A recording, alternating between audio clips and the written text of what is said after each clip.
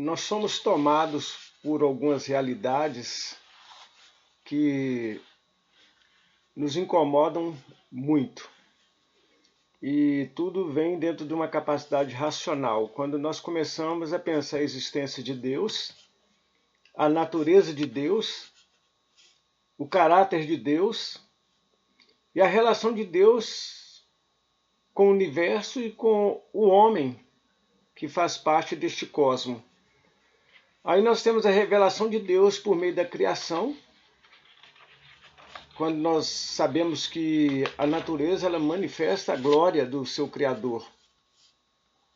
A própria Bíblia afirma isso. Os céus manifestam a glória de Deus e o firmamento anuncia as obras das suas mãos. E isso incomoda o homem, porque o homem gostaria de deter o poder para que pudesse explicar a origem e o fim de tudo. Mas o único apoio que nós temos é as escrituras, documental. Nós temos a mitologia grega, nós temos alguns escritos também antigos que traduzem ou trazem a ideia do início de todas as coisas. Nós temos a escritura, nós temos Jesus Cristo, nós temos a história da igreja, apesar das marcas negativas, mas a igreja ela foi um grande motivador para o avanço da ciência, inclusive por causa da própria opressão imposta pela crença, porque o homem também ele reduz aquilo que é bom em algo pesado para a sua própria vida. Então temos os atributos de Deus também, atributos que ele nos comunicou e aqueles que fazem parte da sua natureza e que só a ele pertence. No caso, onipotência, onisciência, onipresença. Mas temos, por outro lado, aquelas coisas que nos foram conferidas, o amor, a possibilidade de a paciência, a longanimidade, bondade e muitas partes morais ou pensando em qualidades, virtudes que o homem traz em si, mas ele perde porque ele não tem a onipresença, ele não tem a onisciência, ele não tem a onipotência. Mas temos esses que nos foram comunicados, que nós participamos, são os atributos morais, aqueles que nós consideramos relacionais, que pode ser incluída a sabedoria, o próprio conhecimento. Mas o que nós precisamos estar atento é uma grande realidade, que esse Deus que incomoda os homens é o mesmo Deus que pode satisfazê-lo, ou satisfazê-los.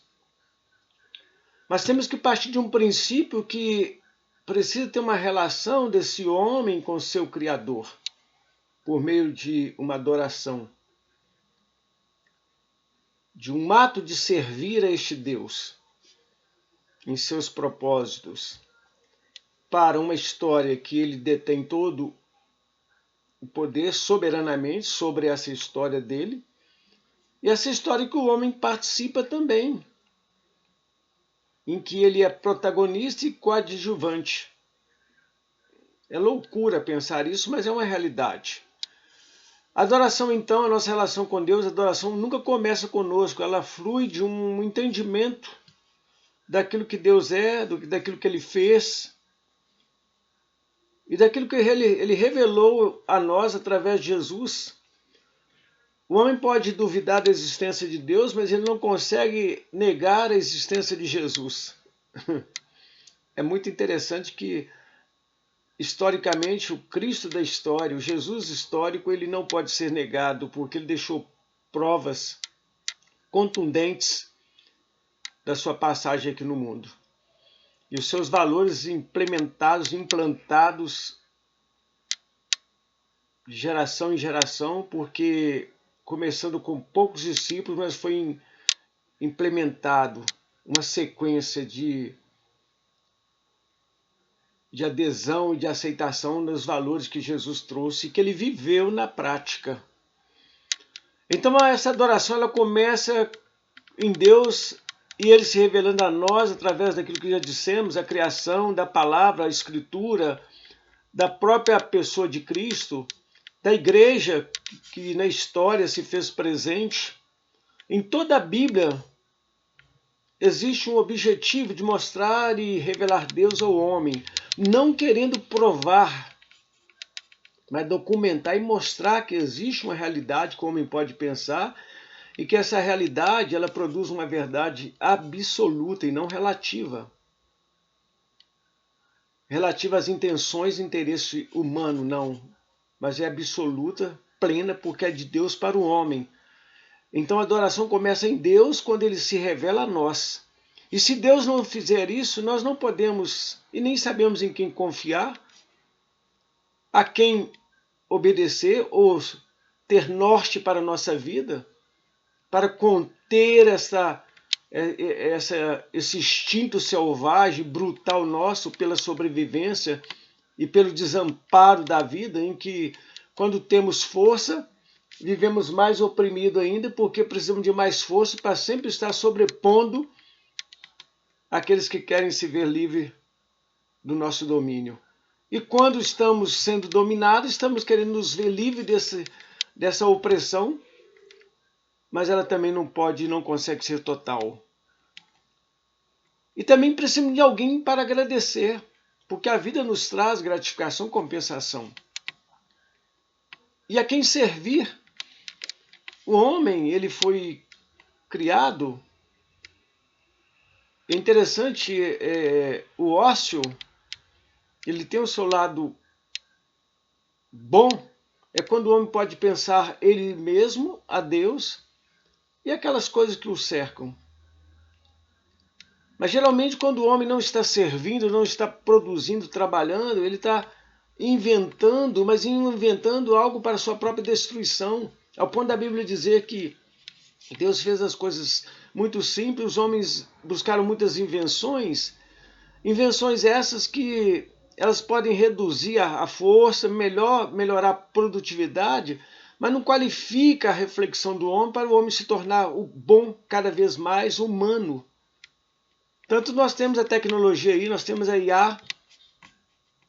Recentemente, numa reportagem, eu vi que um menino de 14 anos, suicidou-se. Por quê? Nós temos uma geração que não está preparada para conviver com a tecnologia, aquilo que ela traz como ameaça. Porque os benefícios, a nossa razão é que tem que produzir em nós a capacidade de fazer uso daquilo que o próprio homem inventa. Porque senão é aquilo, é confusão, é destruição. É o avião para a guerra e não para o transporte. É o carro para um espírito esportivo, ou seja, a pessoa não se contém e vai abusando da adrenalina, velocidade, vai se matando e matando muita gente. É o foguete, em vez de explorar os céus, as alturas, para trazer benefício, não, para ter controle, domínio, o embate entre as nações, entre as grandes potências. Não saberíamos como Deus é, o que Ele ordenou, o que Ele prometeu, se Ele não nos tivesse revelado os seus propósitos. Deus não escondeu do homem o seu propósito. Deus não escondeu do homem o seu propósito. Muito pelo contrário, Ele o revelou. Para que este homem pudesse conhecê-lo e desejá-lo e adorá-lo. Porque pelo conhecimento de Deus, na Bíblia, a revelação de Deus, porque a palavra é uma revelação especial, a palavra, porque a palavra é o próprio Cristo. Jesus é a palavra. No princípio, ela é a palavra viva, e a palavra viva estava com Deus, e a palavra viva se fez carne. E vimos sua glória como a glória do unigênito do Pai. Uma tradução é: no princípio era o verbo, e o verbo estava com Deus, e o verbo era Deus. E essa glória se manifestou, e não. Então ele nos mostra como é necessário ele se colocar para que o homem o conheça e adorá-lo. Mas ele se coloca, ele se prontifica, ele se manifesta, ele fala aos homens. Ele nos mostra como quer ser adorado. Falar sobre Deus não é a mesma coisa que conhecer a Deus. Hoje nós temos um mercado evangélico hoje em que a linguagem hoje se tornou assim bem rotineira, até no meio de comunicação. Todo mundo posta uma mensagem bíblica ou algo de relevância que estimula, que motiva, ou que traz a ideia de que quem postou está num nível muito elevado de espiritualidade. Às vezes não, a pessoa está afundada num caos. E o caos significa não tem base de apoio. É um buraco sem fim. Esse homem que não conhece a Deus, mas que às vezes fala sobre Deus, às vezes está num caos.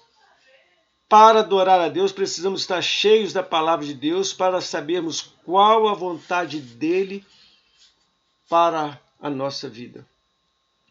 Vamos ficar por aqui, depois eu vou continuar no mesmo assunto, porque ele é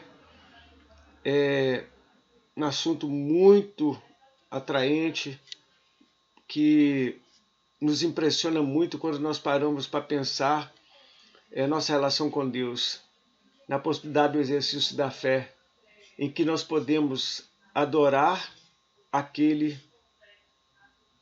que nos criou à sua imagem e semelhança. E louvado seja o nome dele.